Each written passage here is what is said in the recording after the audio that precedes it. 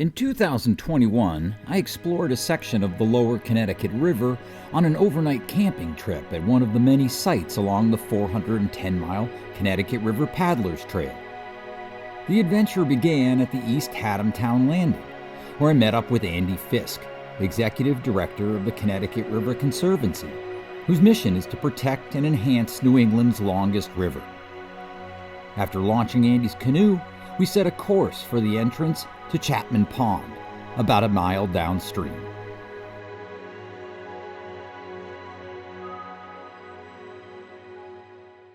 Our work is about making the Connecticut River clean, healthy, and full of life. And so that full of life part, whether you got fins or flippers or wings or pinchers or hands and feet. Why are lamprey your favorite Connecticut River species? I think that all of the migratory fish play an incredibly important ecological role. I like them because they need some extra love, and people tend to think about a lamprey as really offensive or scary, but they play an important role, and they're native to our river systems. So what are some of the benefits of a lamprey? So a lamprey, like the other migratory species, actually is critical to our freshwater ecosystems way up in the watershed. So our ecosystems have actually evolved to rely on the nutrients in the bodies of these migratory fish. And so they're living in the ocean, like a lamprey or a shad or a herring. And when they die after spawning in the upper watershed, they release their nutrients. And those nutrients are critical to those upper freshwater ecosystems. After paddling for about 30 minutes, Andy and I came to the narrow inlet leading to Chapman Pond, which is home to one of the many campsites that make up the Connecticut River Paddlers Trail. The trail stretches the entire 410-mile length of the river, from the Canadian border all the way to Long Island Sound. So the Paddlers Trail was a logical opportunity to be able to build out infrastructure for people that want to take, a short trip or to do the whole epic 410 miles. So we're one of the many partners that make this successful. It's a really awesome collaborative endeavor. Appalachian Mountain Club has done a tremendous work to be able to get the campsite infrastructure built, and they work with us and other partners to identify sites. AMC members have been paddling on the Connecticut River or its tributaries for over 100 years.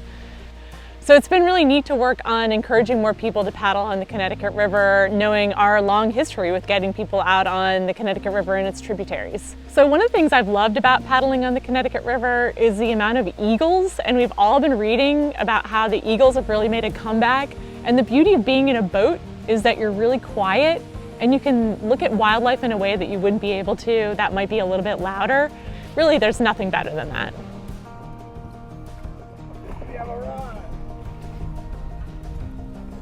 Wow, this place is really hidden here, Andy. Right. You wouldn't really know about it from the entrance to the creek. That's what makes some of these campsites special. We love to have people visit them, but yeah, you don't want to have a big billboard here, because when you get here, it's a really special place. Yeah. So it takes a little bit of work to get here. That wasn't too bad. That was a nice jaunt.